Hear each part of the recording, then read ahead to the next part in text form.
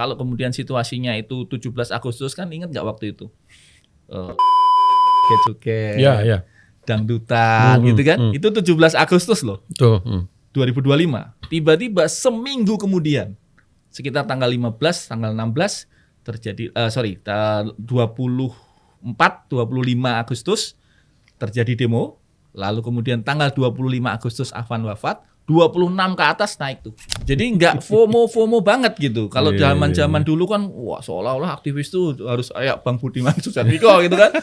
Demo itu kan ditangkap gitu-gitu. Sekarang enggak. Gen Z itu makin kritis tapi mereka makin mensortir informasi.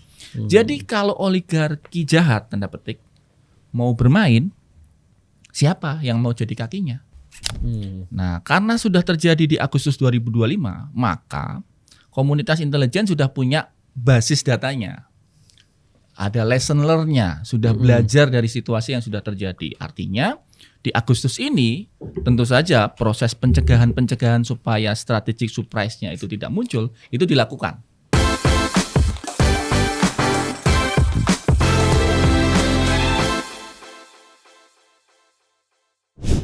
Kembali lagi di Real Politik. Di sini kita berbicara tanpa topeng, menelanjangi fakta apa adanya, dan di sini kita memandang Indonesia tidak hanya dari sisi idealnya, tapi juga dari realitasnya. Di episode kali ini bro, kita ngomong apa nih? Kita hari ini ngomongin bulan Agustus yang sudah lama ditunggu-tunggu oleh orang. Isu yang ngeri-ngeri Kita tuh, sedap ya. Ya, makanya kita hari ini mengundang Abang Ridwan. Terima Mas kasih, aja, Mas. Mas Ridwan Ya. sudah datang ke Ya, Real Politik. makasih udah Iya. diundang. Ini Mr. Buzzer kayaknya menjadi provokator kayak dia. Sebuah kehormatan lah ini. Iya, karena kita di sini, bulan Agustus, ya kan? Kita mau mencari-cari nih. Orang-orang sudah menunggu-nunggu. Apakah ada alasan untuk marah di bulan Agustus ini, Bang? Mas Ridwan. Oke. Kok pertanyaannya langsung menohok gini ya? Tapi sebelum itu kenali dulu lah, Bang Ridwan ini penonton Real Politik pasti sudah kenal lah, sering warawiri di TV.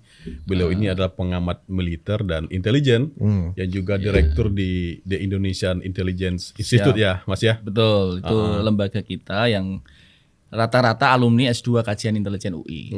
Jadi kami dulu belajarnya di situ. Saya angkatan 11 ya, Kajian Strategik Intelijen Universitas Indonesia. Dan kayaknya memang satu-satunya di Indonesia yang terbuka untuk umum, kajian intelijen untuk umum, S2 ya. Kalau S1, S2, S3 yang tertutup ada di STIN, tapi yang untuk umum emang di STIN ya? hanya di UI. Yang Di Unhan nggak ada itu ya? Unhan nggak ada, yang khusus intelijen ya. Kalau Unhan kan lebih ke strategi militer, strategi pertahanan gitu. Oh, menarik sih. Iya. Gitu. Jadi gimana nih Mas? Jadi kan Gimana? dari beberapa hari ini kan kita disuguhkan oleh desas-desus ya, terutama di media sosial bahwa mungkin akan ada kerusuhan di bulan Agustus. Mungkin itu merujuk kepada Agustus yang tahun lalu ya. Betul. Seolah-olah akan ada pengulangan pada Agustus tahun ini. Dan itu indikasinya cukup terlihat di medsos. Ada akun-akun yang memposting demonstrasi. Betul. Yang katanya dilakukan hari ini, tapi media tidak meliputnya katanya. Dan setelah kita selidiki, kalau kita cek lagi, ternyata itu adalah demonstrasi yang sudah berlalu, bukan yang terjadi hari ini. Nah itu kan menjadi semacam feeding untuk keresahan orang-orang ya. Orang jadi resah karena itu. Meskipun kemudian Menko Polkam ya, Pak Jumari Caniago sudah menepis itu. Tapi kan publik melihat juga banyak indikator lain, seperti misalnya bermacam mall di Surabaya, di Jakarta, itu memasang pagar tinggi. Lah ini kenapa? Jangan-jangan ini memvalidasi bakalan ada kerusuhan di bulan Agustus ini gitu loh. Jadi dari situlah Mas, mungkin menurut Mas Ridwan ini apa yang terjadi sebetulnya di sana? Ya Bang Benny, terima kasih ya. Tapi saya kira harus kita underline dulu bahwa ini saya ngobrolnya sebagai pengamat ya, sebagai akademisi, jadi tidak mewakili siapapun, tidak mewakili institusi atau yang lain. Dari kacamata kita selama ini, dari intelijen monitoring yang kita lakukan, termasuk dari media sosial, memang ada beberapa pihak yang ingin memanfaatkan momentum Agustus. Jadi Agustus yang ada momentumnya itu memang baru sekali, yakni 2025. Ketika itu almarhum Afan Kurniawan di tengah demo meninggal. Lalu kemudian ya eskalatif ya. Paginya Pak Pramono Anung dan Mas Anies saat itu ikut melayat di rumah duka. Lalu kemudian siang harinya ada konvoi ojek untuk mengantarkan Afan ke pemakaman. Mulai sore demonstrasinya membesar bahkan menyebar ke seluruh Indonesia. Ada 30-an lokasi betul, kalau nggak salah ya. dan ada beberapa kantor polisi kalau nggak salah yang dibakar, dilempar massa begitu.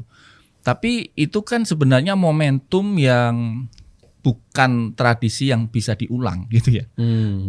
Itu hanya sebuah letupan sesaat yang kalau dalam teori intelijen itu namanya strategic surprise. Sesuatu yang beyond predictable. Tidak bisa dianalisa sebelumnya, terjadinya spontan, mendadak, dan menimbulkan efek kaget. Nah, karena sudah terjadi di Agustus 2025, maka komunitas intelijen sudah punya basis datanya. Ada lesson learn-nya, sudah belajar dari situasi yang sudah terjadi. Artinya, di Agustus ini tentu saja proses pencegahan supaya strategic surprise-nya itu tidak muncul, itu dilakukan. Berarti pola-pola yang tahun lalu sudah dipelajari, diantisipasi pada tahun ini gitu ya. Misalnya soal bagaimana memitigasi demonstrasi yang overtime, gitu kan? Karena kita ada aturan nih setelah jam 18 dan seterusnya. Itu tentu saja sudah dibahas. Kalau yang dulu gimana cara membubarkannya, kenapa bisa menimbulkan kemarahan dari demonstrannya, itu sudah dibahas oleh teman-teman komunitas intelijen. Dan karakteristik demonstrannya juga sudah dibaca. Sampai per kita tapping ini, saya kira belum ada indikasi apapun untuk bisa bilang bahwa Agustus tahun ini rusuh. Saya setidaknya berani menyampaikan bahwa setidaknya sampai per data hari ini ya. Ya betul kata Bang Benny tadi, ada beberapa akun-akun media sosial yang motifnya kita mungkin bisa saja dia mencari engagement ya, mencari view gitu kan, atau bisa saja dia mencari dalam tanda petik follower begitu. Dan sudah beberapa ditangkap oleh teman-teman Polda Metro ya. Ada beberapa yang ditangkap dan mereka mengaku, ada yang bilang iseng, ini hanya iseng Pak, nah gitu-gitu. Nah, apakah kemudian, nah ini tantangannya, apakah kemudian komunitas intelijen cyber, ada BSSN, ada BIN, ada BAIS, ada cybercrime, itu kemudian bisa mengidentifikasi nggak nanti di belakang mereka ini siapa? Itu kan sedang ongoing nih investigasinya dari sisi medsos. Dan kalau kita lihat dari impresinya juga sebenarnya nggak gede. Impresinya nggak gede kalau mau kita lihat. Lebih banyak mereka ini echo chamber. Jadi yang komen ya yang sepemikiran aja. Sepemikiran dengan dia, seide dengan dia. Kalau yang netizen umumnya, netizen organiknya nggak ikut nimbrung di situ. Ini dari sisi medsos. Kalau dari sisi demonstrasi misalnya, per hari ini kita belum melihat ada indikasi demonstrasi besar. Tuntutan-tuntutan teman-teman adik-adik mahasiswa itu juga sudah mulai dimunculkan kan. Tetapi narasi-narasi itu dikomunikasikan secara terbuka. Ada yang membuat petisi, ada yang podcast, ada yang bikin talk show, ada yang datang ke studio televisi berdebat langsung dengan pejabat pemerintah. Kalau nggak salah Mas Kodari, dengan Fatimah dari UI, itu kan berarti kanalnya ada bukaannya, ada saluran komunikasinya. Tuntutannya disampaikan di forum yang terdistribusi dengan baik, dan tidak di jalanan gitu ya. Jadi kalau tadi menggarisbawahi pertanyaan Bang Benny, kira-kira mau rusuh nggak? Per hari ini nggak. Jadi kalau data kita ya, kalau mau mengukur ancaman, itu ada satu rumus namanya rumus ancaman atau rumus threat dari Robert Lloyd, ini guru besarnya CIA. Sering kita pakai di UI. Threat sama dengan perkalian dari intention dikalikan circumstances dikalikan capability dikalikan vulnerability. Jadi kalau ini perkalian, maka ketika salah satu faktor itu 0, maka T-nya 0. Oh gitu. Jadi ya kan perkalian ini rumusnya. Dikali 0 pasti 0 gitu ya kan? Bukan pertambahan ini. Jadi kalau misalnya salah satu saja 0, maka threat-nya hilang. Jadi kan? Intensi itu niat jahat. Nah, sekarang kita lihat nih, ada nggak yang pengen punya niat jahat untuk bikin rusuh? Ada. Tapi skornya gede nggak? Enggak. Nah itu scoringnya itu ada metodologi khusus juga. Metodologinya tentu para analis. Analis intelijen itu biasanya mereka punya namanya forum pakar. panggil profesor kriminologi, profesor sosiologi, profesor psikologi kumpul begitu ya, mungkin sewa ruang gitu, diskusi, brainstorming, lalu tentukan skornya. Bagaimana para profesor itu membaca intensi publik terhadap bulan Agustus. Intensinya rusuh ini skornya berapa? Jadi yang di medsos itu termasuk intensi ya? Intensi, karena sudah kelihatan muncul kan, ada niat jahat untuk bikin apa tadi Bang Penny bilang apa video lama, kemudian di-up ulang, kemudian dikasih narasi-narasi framing, kemudian yang kemarin cukup viral yang pagar tinggi di Pakuan itu kan, di mall di Surabaya. Wah ini sebentar lagi ada penjarahan, kita harus siap-siap. Itu kan bagian dari intensi. Nilainya berapa itu? Nah, tergantung analisnya. Di kami masih menilai itu skornya masih di bawah 7. Tertingginya 10 ya, dari 0 sampai 10. Jadi kami melihat ada intensi tapi belum besar. Ini intensi menengah gitu ya. Menengah bahkan skornya agak bawah, sekitar 6, 6,5 begitu. Nah, lalu kemudian yang kedua adalah circumstances, situasi. Situasi itu dibaca dari apa sih? Dari media sosial, dari pembicaraan publik, dari ngobrol-ngobrol di warung kopi gitu. Nah, circumstancesnya sudah mulai muncul nih. Kalau udah mulai ada keresahan. Udah mulai ada keresahan kan? Tadi Bang Penny bilang kan, wah kalau kita ngopi, wah ini nanti Agustus rusuh nggak ya? Pengusaha mulai mikir-mikir kita ke Singapura nggak ya? Kita ke luar negeri nggak kan gitu? Jadi secara circumstances sudah ada, tapi juga nggak tinggi. Nggak tinggi, misalnya kalau kita keluar malam masih rame, gitu kan? Kalau ke mall malam masih oke, nongkrong masih hangout masih oke. Jadi circumstancesnya ada, cuma skornya nggak tinggi. Jadi masih dalam tahap resah, belum takut gitu ya. Betul. Kalau takut udah tinggi berarti ya. Kalau takut, apalagi sampai takutnya itu dalam tanda petik melakukan sesuatu, misalnya pergi ke luar negeri, capital flight, misalnya kemudian capital flight, kemudian misalnya dia menyewa pengamanan pribadi gitu, kelihatan demonstratif begitu. Nah, itu berarti sudah tinggi itu circumstances-nya. Lalu yang ketiga capability, kemampuan dari orang-orang yang melakukan, yang punya intensi jahat. Punya intensi tadi. Oke. Nah, sekarang capability untuk merusuh Indonesia itu siapa? Kita kan nggak ada misalnya kelompok atau elemen yang kemudian ingin dalam tanda petik ingin mengganggu Indonesia benar-benar rusuh gitu. Kalau kemarin di demonstrasi tahun lalu, para perusuh itu memang ada sebagian yang kemudian teridentifikasi yang disebut dengan kelompok anarko-sindikalis. Oh itu ada? Ada. Yang disebut dengan Bandung, anarkis, yang dikenal anarkis itu ya? Di Bandung, di Jogja, Agustus 2025 itu ada. Tetapi anarko-sindikalis ini nggak gede. Dan mereka ini biasanya juga dalam permainan demonstrasinya juga ada kajiannya dulu sebelum bergerak. Oh, jadi nggak hanya sekedar numpang aja, mereka ada kajiannya juga. Ada kajiannya, ada brainstormingnya. Mereka ini forum yang memang mempelajari tentang anarki, mempelajari tentang anarkisme gitu kan. Bagaimana mengubah tatanan masyarakat ketika negara sudah tidak bisa lagi dipercaya, maka ya anarki yang harus dilakukan. Nah itu ini forumnya sendiri. Apakah mereka akan melakukan sesuatu di Agustus? Per hari ini yang saya dengar dari tanya kanan kiri enggak. Circumstansinya dari sisi itu enggak. Kalau dari sisi partai politik ya hampir semuanya pro pemerintah kok. Pak Prabowo dengan Ibu Megawati kan sudah gandengan tangan itu di BPIP kalau nggak salah ya, acara ulang tahun Pancasila. PDIP jadi penyeimbang, bukan oposisi. Penyeimbang bukan oposisi. Ya teknis lah. Ya itu kan jadi komunikasinya juga terbuka kan, artinya teman-teman di PDI Perjuangan juga kalau mau ngeritik ya kritik aja, tapi dia bikin pernyataan terbuka. Partai lain semua di kabinet. Apa yang di luar kabinet? Secara politik nggak ada intensi. Nggak ada dong. Nggak ada. Kecil. Jadi secara politik capability-nya kecil sekali. Capability politiknya kecil. Secara kelompok tadi saya bilang anarko kecil, kelompok teror sudah nggak ada. Kelompok teror, terutama kelompok teror yang Islam, tanda petik nih Islamnya nih, kelompok Islam radikalis gitu ya. Perlu ini tanda petiknya biar nggak disalahpahami penonton. Biar nggak disomasi. Bahaya juga ini kan. Jadi yang tafsirnya memahami dengan agak berbeda begitu, itu sudah kembali ke jalan yang benar.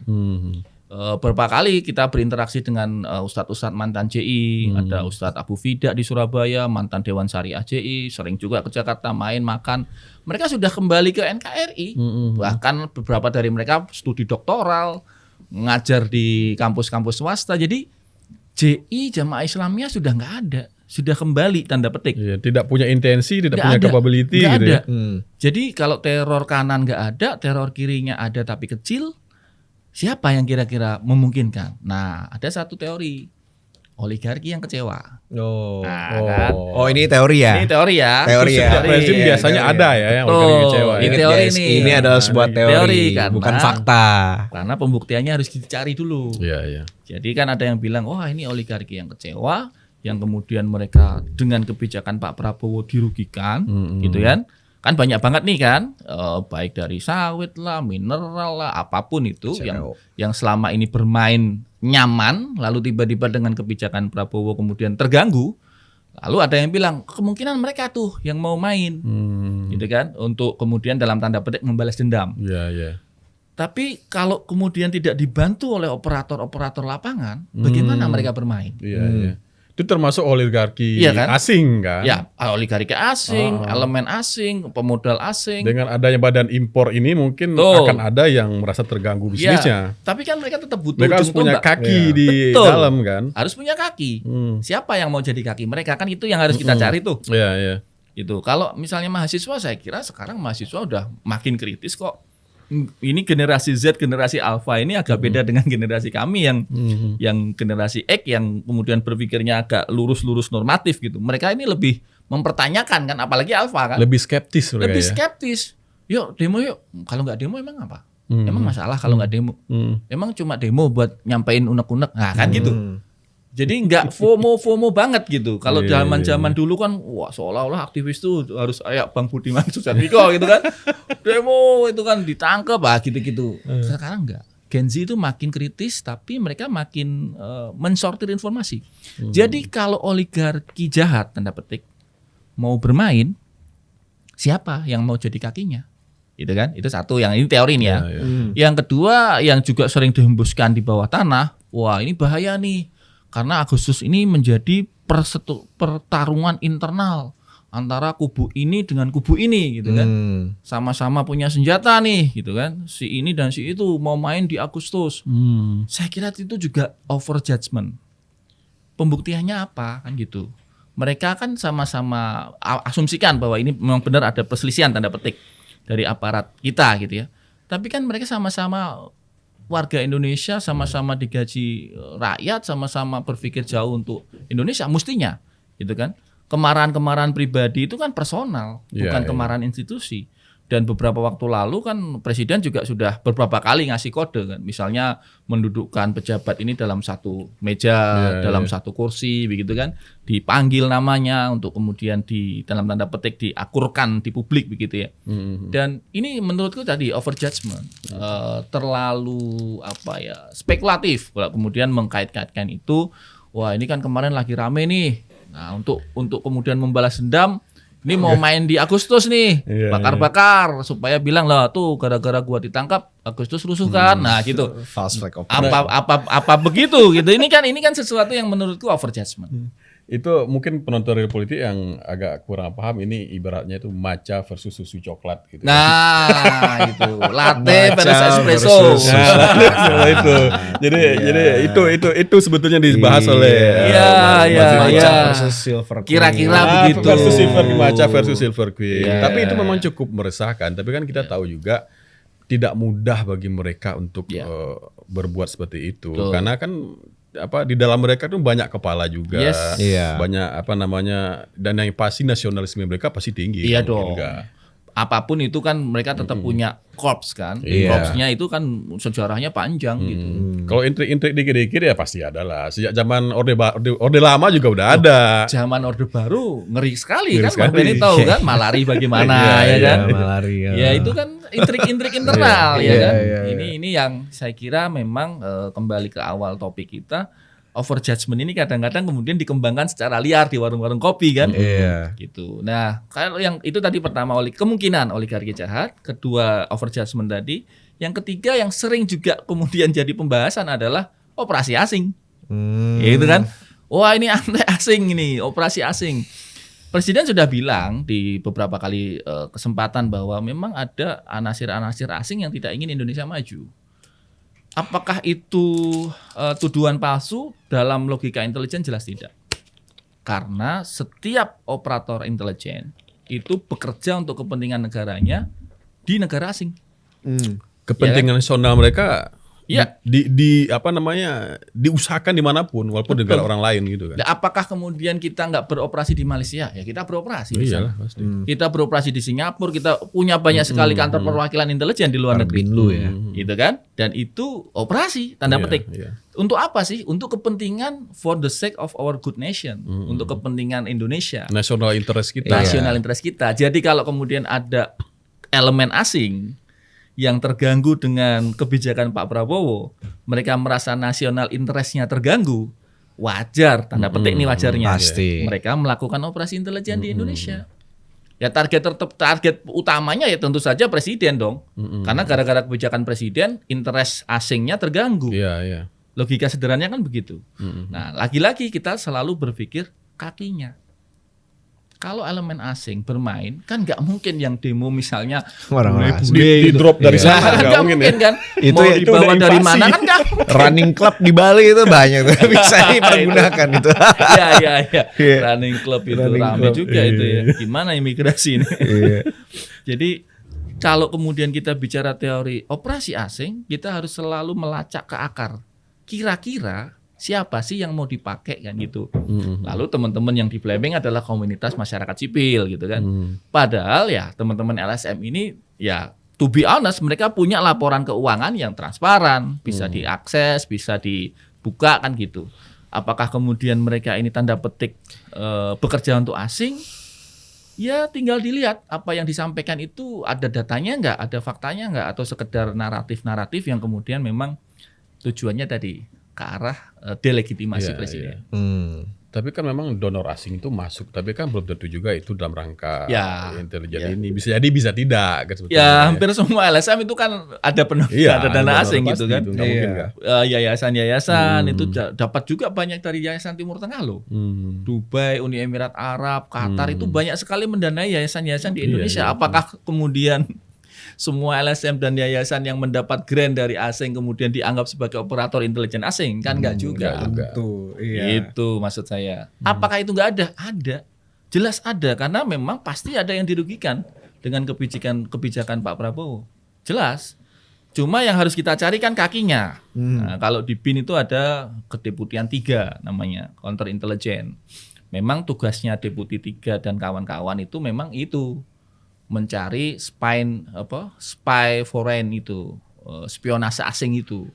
Kontra intelijen itu pasti Kontra intelijen. jalan. Foreign espionage. Ya, foreign Ya espionase. kayak film-film itu. spionase Hollywood tuh selalu Iya. terjadi di negara manapun. Iya, tapi Iya. ya memang nggak langsung Nggak kayak nge-ban seglamor yang gitu-gitu. dipikir ya. Kalau Iya, di tapi nggak Indonesia seglamor yang itu. enggak lah, Bang. Jebret Tapi itu kan gitu. berdasarkan fakta lapangan juga Iya. mereka lakukan itu. Kalau menurut gue ya Bang, kayaknya tuh operasi kontra intelijen tuh cuman 2 orang duduk di atas meja doang terus ngobrol sih. Yes. Iya, kebanyakan kayak gitu sih. Iya, Sementara iya. orang-orang kan ngiranya kan kayak nyunduk-nyunduk bawa Iya. tembakan gitu. Jarang Ya, terjadi. memang keberhasilan intelijen itu harus dipahami berbeda dengan keberhasilan tentara Kopassus atau infanteri. Iya. Kalau infanteri itu kan, kalau kita ke Bandung itu ada Iya. namanya Pusat Pendidikan Infanteri, Pusdik Infanteri di Batu jalan Jajar, bukan? di Bandung, di tengah kota kok Oh, itu. di kota. Ada balihonya gede banget. Cari, dekati, hancurkan. Nah, itu doktrinnya infanteri. Dia memang dilatih sebagai pasukan untuk mencari lawan, kelihatan tendanya, dekati merunduk-runduk, hancurkan, bunuh. Seek and destroy ya. Yes, itu infanteri. Tapi kalau intelijen itu to win the heart and the mind of the enemy. Memenangkan hati dan pikiran lawan. Mengubah enemy menjadi bestie gitu. Bermain di garis belakang lawan. Di garis belakang. Jadi bukan kemudian frontal di depan begitu, tapi dia menggalang lawan supaya kemudian mau menjadi teman kita. Jadi keberhasilan intelijen itu tidak diukur dari bunuh orang kayak model-model 007 gitu-gitu. Waduh. Terus minum martini gitu-gitu. Kita nggak ada martini nih. Boleh ada kalau Mas mau ya kita sajikan. Iya, Vodka martini shaken not stirred. Bang. Iya. Terus pakai background sound gitu. Gue jadi teringat istilah yang di zaman Orde Lama, local army friends. Ya, Itu bagian dari itu kan. yes, ya. Betul. Operasi intelijen kan itu. Ya betul, local army friend, our local army friend kan gitu. Itu kan terjadi bahkan sejak dokumen Gilchrist itu, Subandrio kan. Bagaimana dokumen palsu dari Polandia, intelijen komunis Polandia menjebak Subandrio waktu itu. Dia Menlu itu ya. Waktu itu Menlu. Menjebak gimana itu juga. Dokumennya muncul di rumahnya kedutaan Inggris, dianggap sebagai dokumen resmi, padahal dibuat oleh intelijen Cekoslovakia, bukan Polandia, Cekoslovakia. Untuk apa? Untuk kemudian ujungnya yaitu operasi G30S PKI. yang kemudian dianggap sebagai gerakan Dewan Jenderal. Bahkan konon kabarnya Presiden Soekarno dulu juga pengen dijebak dengan video palsu segala macam. Oh iya pernah. CIA itu. Dijebak oleh Itu CIA. kerja intelijen kan kayak gitu kan. Tiba-tiba waktu itu belum ada AI. Tiba-tiba Presiden Soekarno itu dianggap berfoya-foya dengan wanita-wanita cantik. Ya, Rusia. Kalau sekarang AI ngeri banget. Bang Benny tiba-tiba mangku cewek bisa muncul gitu kan. Mangku wanita kalau. Oh, Tapi bukan itu, mangku bumi itu berat, mangku wanita. iya. zaman AI ya kan sekarang ngeri. Jadi itu di zaman kita baru merdeka aja Siap. itu proses intelijensi udah seperti itu, apalagi sekarang mungkin Apalagi jauh lebih sekarang. canggih Nah, ya. Sekarang kemungkinan mereka juga bermain di medsos. Apakah kemudian intelijen asing itu nggak bisa bahasa Jawa? Ya iso. Mereka mempelajari itu. Mereka orang-orang asing itu mempelajari logat, mempelajari gaya-gaya naratifnya orang Manado, orang Medan, lalu kemudian mempersonifikasi akun seolah-olah itu adalah dari mereka. Iya. Gitu kan? Apalagi kalau kita lacak ternyata pakai dark web, dilindungi pakai Tor gitu kan. Nggak bisa dikejar IP address-nya, ternyata dari luar atau dari mana kita nggak tahu. Nah ini yang saya kira sedang diupayakan juga oleh teman-teman institusi negara, misalnya Badan Cyber dan Sandi Negara.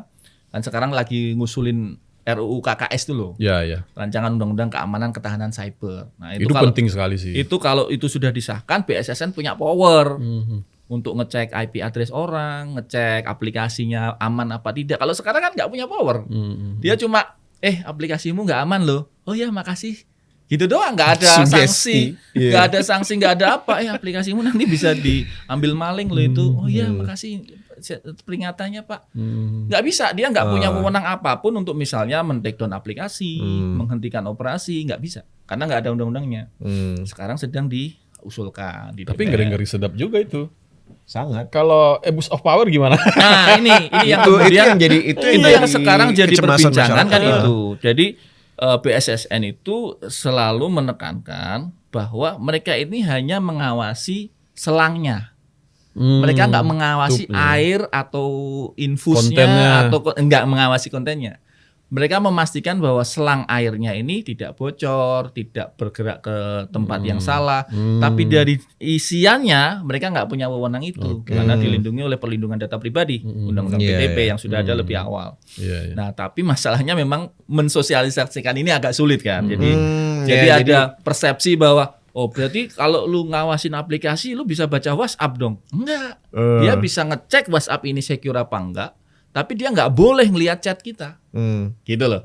Jadi hanya mengawasi selangnya, nggak boleh lihat isi. Mungkin ada nggak WhatsApp lu tiba-tiba datang ke Pentagon misalnya arahnya situ, itu bisa diawasi ya. Bisa. Tapi isinya nggak.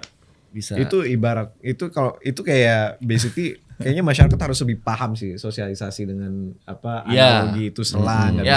Itu sih saya kira bukan forumku ya. Tapi mungkin Bang Benny bisa manggil inilah teman-teman BSSN lah. Orang tuh harus paham bahwa BSSN itu tidak bisa mengecek dan kalau misalkan terjadi abuse of power, siapapun yang memegang kendali BSSN atau yang menyuruh BSSN nggak ada yang aman, ini nggak aman kalau begitu jadi. Nggak aman, tapi seenggaknya kalau ketahuan jadi skandal besar. Iya dong, pasti. Iya, jadi skandal besar. Dan karena itu ada perlindungan data pribadi kan. Dia melanggar undang-undang PDP. Iya. Jadi apalagi sekarang yang disebut dengan white hat dan black hat, hacker putih dan hacker hitam itu makin jago gitu kan.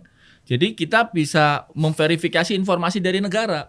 Ketika negara bilang, oh ini secure kok, mereka bisa ngecek. Enggak Pak, ini ada loophole di sini. Mereka kok. selalu maju selangkah Nah, ya. itu. Cari Makanya bugs, kemudian bugs itu kan jago sekali. teman-teman BSSN sekarang lagi ngejar adik-adik, ngejar dalam artian yang positif ya. Ngajak adik-adik untuk diubah dari black hat menjadi white hat. Dan anak-anak Indonesia jago-jago. Aku pernah ketemu ada satu anak di Jogja. Waduh, terampil banget memainkan semua gadget dalam artian operasi-operasi cyber ya. Dan itu kalau kemudian bekerja untuk kepentingan nasional, wah itu bagus banget. Banyak siapa lagi di Jogja. Waktu gua kuliah dulu di Jogja itu anak sosial, tapi dia bisa ngubah logo-logo partai di KPU. Itu iya benar. Rame itu kan? Rame. Gila. Jadi kembali Mas Ridwan ke topik utama kita. Tadi rumus tadi intense capability. Oke, tadi sampai mana ya capability? Kita barusan bahas. Baru C ya, baru capability ya. Masih satu lagi kan V. Nah, vulnerability itu apa? Vulnerability itu kelemahan internal. Jadi kalau ibaratnya rumahnya Bang Ben itu nggak ada pagar, ya jangan salahin kalau ada maling masuk. Karena ada vulnerability-nya, skor V-nya gede. Nggak ada pagar, nggak ada gembok, pintunya nggak ada CCTV, berarti V-nya gede kan gitu. Maka T-nya besar, maling bisa masuk, bisa ada intensi jahat masuk. Apalagi malingnya punya capability, dia bisa naik ke dinding misalnya. Circumstances-nya apa? Rumah Bang Benny sepi, jauh dari pemukiman penduduk yang lain. Ya sudah, I-nya gede, C-nya gede, C capability-nya gede, V-nya gede. Nah sekarang V untuk mengatasi Agustus itu di mana sih? Kekompakan internal aparatur sipil negara. Jadi jangan sampai ada friksi, jangan sampai ada gesekan di internal pengamanan itu sendiri. Antara Maca dengan Silver Queen tadi. Kalau ini kita open aja ya. Agustus 2025 kan kemudian ada narasi bahwa ada satu institusi negara yang ikut demonstrasi. Yang sempat rame itu loh. Iya. Ya aku buka aja karena di media udah ditulis kan. Kalau nggak salah majalah Tempo udah bikin liputannya. BAIS misalnya. BAIS TNI dianggap ikut berdemonstrasi. Bahkan ada fotonya, ada videonya, ditangkap sama polisi. Kemudian BAIS TNI-nya dianggap memprovokasi kan gitu-gitu. Yang seperti ini harus dihindari karena ini V-nya jadi gede. Skor V kita jadi besar. Agustus 2025 itu V-nya gede banget karena kemudian ada distrust. Karena ibaratnya ini pagar ini ya, pagar bolong sendiri gitu ya. Gitu, ibaratnya pagar dibolongin sendiri. Alhamdulillahnya, insya Allahnya gitu kan. Bulan ini kan sudah ada pertemuan beberapa kali Panglima TNI dengan Kapolri. Kemudian institusi intelijen di bawah kendali BIN. BIN ini kan secara undang-undang dia mengkoordinasikan. Jadi dia cakrabyuhanya dia di atas gitu sebenarnya. Jadi dia bisa manggil BAIS, dia bisa manggil Baintel Kapolri, bisa manggil kejaksaan. Boleh karena undang-undang intelijen membolehkan itu. Jadi kemudian ketika nanti di lapangan nggak ada lagi syuudon syakwasangka kartu anggota BAIS ngapain lu di depan dewan? Nggak ada Baintel ketemu BAIS. Nah, itu kan nggak boleh gitu lagi. Iya, itu jadi masalah itu. Itu karena Agustus 2025 jadi masalah loh. Iya, kelihatannya nggak kompak. V-nya skornya jadi gede. Nah, ini harus dihindari. V-nya harus kita tekan sekecil mungkin. Kalau bisa V-nya 0. Tadi ya, karena ini perkalian, maka begitu ada satu aja yang 0, maka T-nya hilang, gitu kan.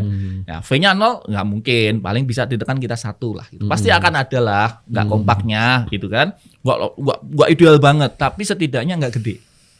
Skor V-nya nggak gede. Jadi jangan sampai kemudian ada suudon, ini ngapain TNI ke PIK gitu kan. Ada yang bilang begitu kan, wah di PIK sudah ada 2 batalion TNI ngapain gitu kan. 2 batalion TNI. Iya kan memang dipasang di PIK, dia tendanya sudah muncul. Iya di layar perma ya. Ya jadi ya nggak apa-apa karena memang itu bagian dari pengamanan wilayah kan gitu.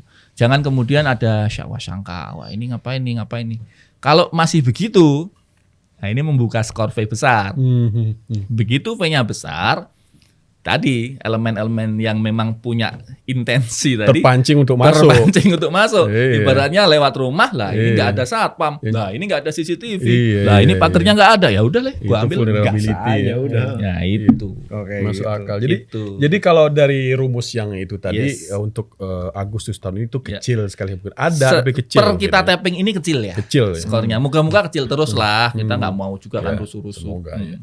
Nah, biar penonton Real Politik nih tahu perbandingan antara yang rumus tadi yang kecil ancamannya, gimana kalau kita coba bandingkan dengan yang tahun 2005? Mungkin vulnerability tadi udah ada.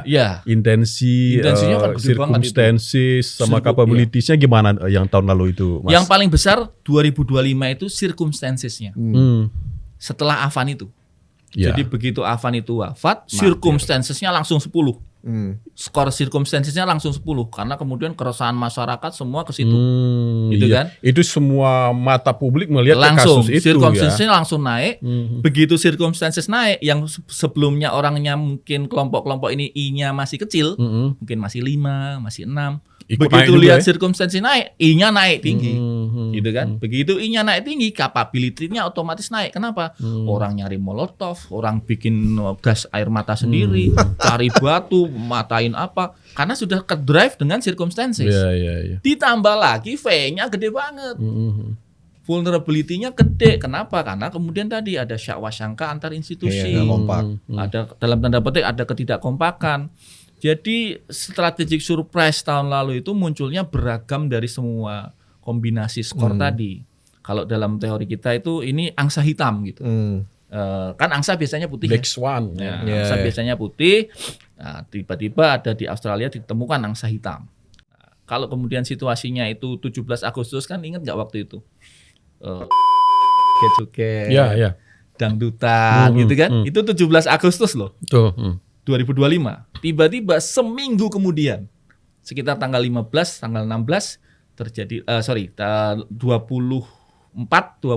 Agustus terjadi demo.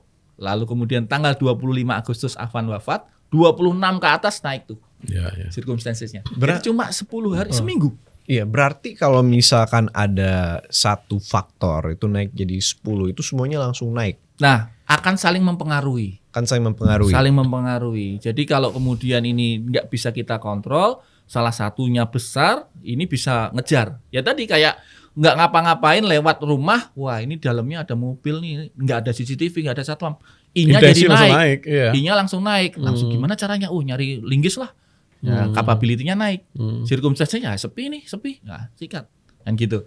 Nah, dalam konteks 2025 itu benar-benar strategi surprise. Karena pada tanggal 17 Agustus semua masih happy, joget-joget, nyanyi dangdut gitu kan. Tiba-tiba hitungan 8 hari berubah total. Bakar-bakaran kantor polisi, ya ngeri lah. Jadi kalau itu kita mau lihat sebagai timeline, maka teman-teman aparat keamanan harus mewaspadainya mulai 17 Agustus sore sampai akhir Agustus. Ya sejak sekarang tentu ya. Cuma maksudku kemungkinan Black Swan muncul itu dugaan kita pasti setelah 17 Agustus.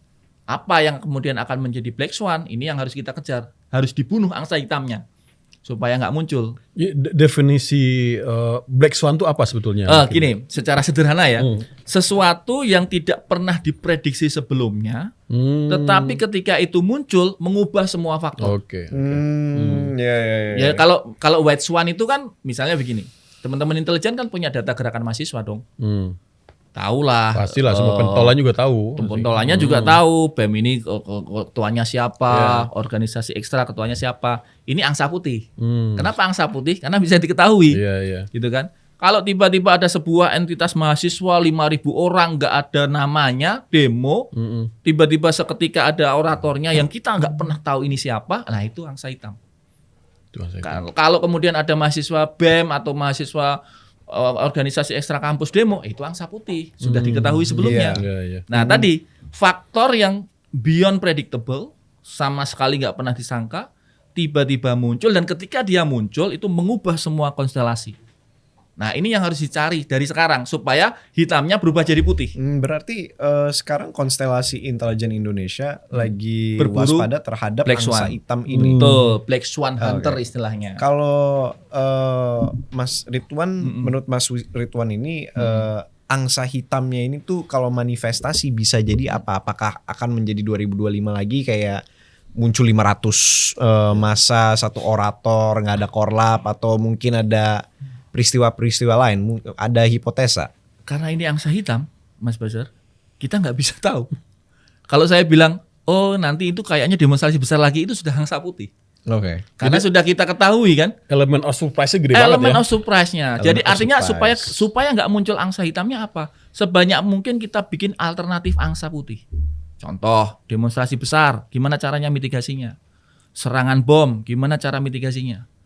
Pembunuhan terhadap pejabat, pembunuhan terhadap tokoh publik, gimana cara antisipasinya? Sniper, gimana cara antisipasinya?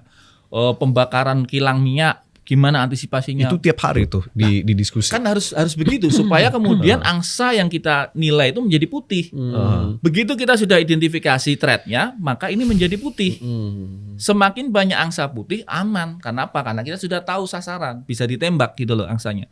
Tapi kalau tiba-tiba nggak pernah dibahas, muncul faktor itu, nah itu jadi angsa hitam. Yang akan mengubah konstelasi. Jadi kenapa elemen of surprise itu tinggi? Karena intelijen versus kontra intelijen itu kekuatannya sama-sama canggih gitu ya. Sama dengan teroris kontra teroris itu sama-sama canggih. Jadi kontra intelijen jangan kita anggap kontra intelijen itu mesti negara. Kontra intelijen dari oligarki jahat juga mereka bermain. Apalagi sekarang biro-biro intelijen swasta itu makin gede. Ada di Indonesia. Wah ya banyak. Apakah mereka semua resmi PT atau ada yang bentuk PT, ada yang macam-macam lah covernya. Banyak. Kayak siluman berarti kayak ya. Blackwater gitu loh. Itu PMC, mercenaries gitu loh. Tapi ini military mercenaries. Kayak gitu tapi untuk operasi intelijen. Due diligence bisnis kan sering dilakukan. Bisnis-bisnis yang sekarang main kayu, misalnya bagaimana caranya mengambil alih perusahaan lawan, bikin fitnah, si direktur utama selingkuh sama sekretaris misalnya. Itu kan bagian dari operasi black intelligence. Siapa yang bermain? Ya firma-firma itu. Firma-firma swasta ini, intelijen partikelir ini yang kemudian bermain di ranah. Ya bisa dihitung dengan dua jari sih, nggak gede-gede banyak, nggak banyak-banyak banget. Cuma permainan ini ada.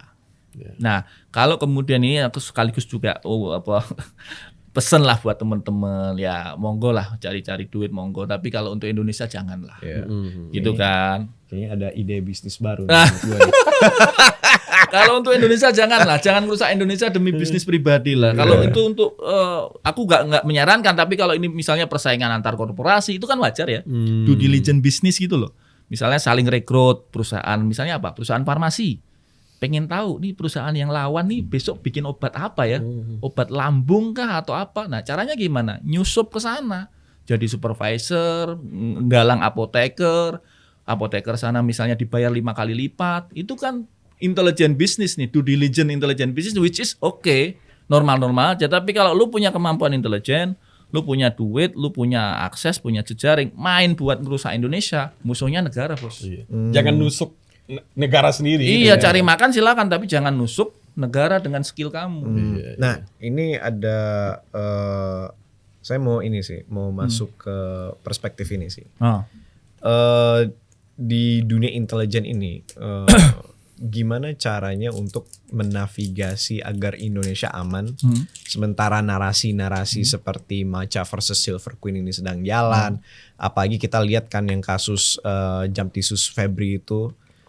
Sampai isunya tuh Macha dan Silver Queen ini bertemu bawa senapan laras panjang. Nah itu prioritasnya apakah presiden dan tatanan pemerintahnya yang dijaga kah? Atau ide bangsa kan? Dan kalau misalkan ide bangsa apanya yang dipertahankan kan? Konsep ide bangsa ini lumayan abstrak kan? Atau siapa yang diprioritasin? Begitu. Kalau dalam waktu dekat sih Pride of the Nation dulu sih menurutku ya. Agustus ini kan hari ulang tahun kita kan, merayakan sebagai bangsa. Jadi bangga sebagai Indonesia, bukan bangga sebagai pemerintah, bukan bangga sebagai pendukung A, pendukung B, tapi bangga sebagai Indonesia. Itu dulu Pride of the Nation. Bahwa faktor komunikasi publik ya tentu saja bukan ranah saya mengomentari. Tapi kan di institusi kita kan ada Komdigi, ada Bakom, ada apalagi KSP, ada utusan khusus bidang komunikasi, which is sebenarnya mereka punya peran untuk melakukan mitigasi terhadap isu-isu itu yang tadi sampaikan Mas Bazar itu. Misalnya isu friksi antar institusi, isu macam-macam itu. Bagaimana mengemas itu supaya kemudian publik itu lebih enak dengernya. Kalau yang sekarang kan seolah-olah itu terjadi apa ya? Diametral begitu loh. Diametral, kalau pemerintah ngomong ini, publiknya nyerang gini, ini terus dibales begini, jerang lagi gitu. Kenapa nggak kita model dalam tanda petik menjangkau ke belakang, merangkul ke belakang? Which is itu sebenarnya bukan tugas intelijen, walaupun di BIN itu juga ada Deputi 7 namanya, Deputi Informasi. Tapi kan kerjaannya apa kan nggak tahu kita kan, nah, namanya intelijen, masa dibuka gitu kan? Nggak ngerti kita dia ngapain kan gitu. Nah, kalau kemudian komunitas intelijen ini membantu pemerintah, konteksnya tentu operasi-operasi rahasia seperti itu. Kan nggak mungkin misalnya Kepala BIN datang di podcast, kan nggak mungkin. Itu nggak mungkin dong. Kepala BIN ngomong, oh ini menurut data intelijen, wah nggak mungkin. Intel kok ngaku. Nah Intel kok ngaku ya, gimana? Nah itu kalau pertanyaan Mas Bazar menurutku lebih pas dijawab oleh teman-teman yang memang secara publik boleh ngomong gitu. Menkom Diki, Bakom, kayaknya Bakom pernah di sini ya. Terus utusan khusus presiden bidang komunikasi. Sebenarnya Gen Z itu mudah sekali kok kalau mau diberikan challenge gitu ya. Masalahnya aku nggak ngerti ya, ini kalau yang lola komunikasi kayaknya generasi X gitu loh. Aku merasa ini X ke atas nih gitu. Jadi ada kayak perbedaan framework of communication gitu. Apalagi Alpha kan. Setuju sih gua. Alpha skeptis banget loh. Jadi kayak kemarin antara Fatimah versus dengan Bang Kodari itu kayaknya nggak pas gitu loh. Bang Kodari itu kan levelnya di atas 98 ini kan generasi senior gitu. Kalau Fatimah ya apalah tenaga ahli muda itu kan Bakom ada tuh yang anak muda sih itu kan ada di Bakom kan. Jadi biar ngomongnya itu sama-sama ngomong sefrekuensi. Saya kalau dipanelkan atau diadu debat sama mahasiswa udah angkat tangan. Kita udah beda 25 tahun bos angkatannya kan gitu. Makanya lah abang-abang yang sedang nonton ajaklah kita Gen Z ini masuk ke pemerintah. Gen Z.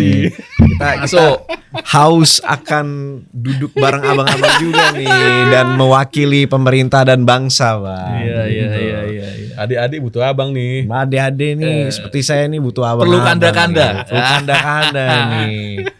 Abang kalau misalkan ada nih kanda-kanda di atas sana yang butuh, saya nih malah jual.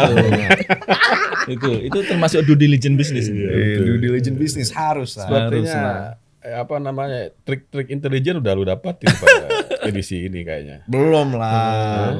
Mas Ridwan ini sepertinya trik-trik intelijennya udah udah kayak Master Shifu lah. Enggak lah. Kalau gue masih level 1. Enggak, kita belajar aja. Jadi intelijen itu kan bisa dipahami menjadi 3. Intelijen sebagai aktivitas, which is sebenarnya kita pernah melakukan kan. Bang Benny kan kalau ngecek keluarga kan bisa aja disadap WA-nya. Gimana caranya? Ya di setting aja kan gitu. Mau ngecek mobil gitu ya pasang aja pelacak. Itu sebenarnya intelijen sebagai activity. Bisa dilakukan oleh siapapun. Iya dong. Software tuh untuk human intelligence. Ngecek handphone anak kan ada. Ya, itu intelijen sebagai aktivitas. Ada juga yang disebut dengan intelijen sebagai organisasi. Kalau ini ranahnya adalah ranah negara. Di kita BIN, BAIS, Baintelkam, di luar negeri ada CIA, M15, M16, ada Mossad, ada Sayanim, macam-macam. Ini intelijen sebagai organisasi. Nah, yang kami pelajari di UI itu intelijen sebagai science, sebagai ilmu pengetahuan. Sama seperti biologi, sama seperti fisika, sama seperti sosiologi. Sayangnya di Indonesia belum. Persepsi intelijen di Indonesia itu masih sebagai aktiviti atau organisasi.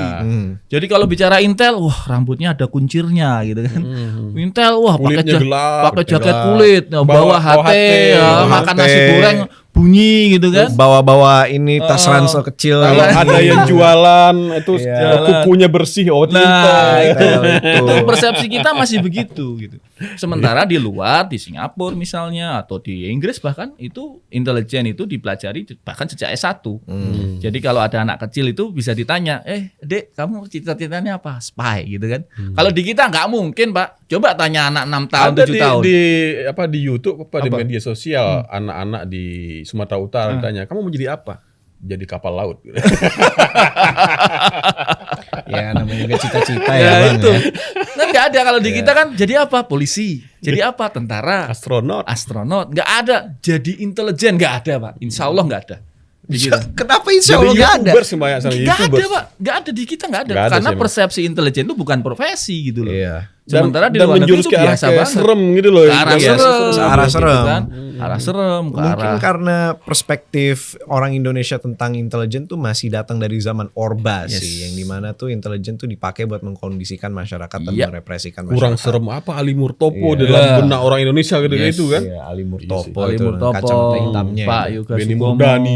Yoga Sugama itu almarhum Yoga Sugama itu kemanapun bawa 3 senjata. 1 laras panjang di mobil, senjata pendek di pinggang, pisau di kaos kaki. Nah, kayak begitu itu loh. Iya. Ya, frame-nya intelijen tuh masih begitu di zaman itu. Tapi memang di zaman itu Ya. friksi antara kita di antara Uni Soviet dengan Amerika Ya, itu memang kuat. betul. Kita juga pernah direkrut, ada intelijen kita direkrut Soviet kan saat Iya, itu. iya. Angkatan Laut. Kalau ngomongin ini bisa sampai tengah malam kita. Iya. Sayangnya kita nggak banyak tapi waktu sih. tapi yang perlu kita sampaikan ke penonton politik kalau berdasarkan pembicaraan kita dengan Mas Ridwan, sebetulnya Agustus ini kita merasa nyaman dan aman aja. Iyalah, Jangan gembira-gembira terpengaruh aja. dengan framing-framing Lomba ya. balap karung, makan kerupuk. Kita nikmatin aja lomba-lomba Kita seperti nikmatin itu ya. aja lomba-lomba sepeda, bagi-bagi sepeda, nama-nama ikan. Udah nggak ada lagi. Jangan sampai lomba bambu runcing aja itu Ya, yang bahaya. semoga, Itu. aduh, nggak jadi tradisi deh. Jadi estimasi lu berubah ya. Iya, kalau misalkan kayak gini kan nggak jadi tradisi. Nggak seru. Iya, Intelijen udah janganlah. semuanya. Gue mau nanya teman-teman mahasiswa gue ada pergerakan nggak bisa. Kenapa ya biasa abang-abang gue yang di Pejaten sana. Oh, Iya. nggak bisa. Ya udah. Oke, Bro. Iya. Terima kasih. Terima kasih. Sami-sami. Mas Iya, Ridwan matur sudah nuwun. datang Iya. ke Real Politik. Hari ini Sami-sami. tuh sebenarnya tuh ini adalah salah satu episode yang memang sangat Real Politik sih. Oh, Real Politik. Nuansanya. Karena Iya. kita tuh mengupas aktivitas intelijen Oke. kan. Dan Enggak sih. Ya. Kan aku enggak bongkarin intelijen loh. maksudnya the Enggak. surface levelnya aja Ya, gitu, ya. Dan ini permukaannya. pengetahuan baru bagi kita. Ya. Pengetahuan baru bagi Ya. kita bahwa ya informasi itu adalah knowledge is no longer power tapi sekarang the power is information and intelligence Ya. gitu.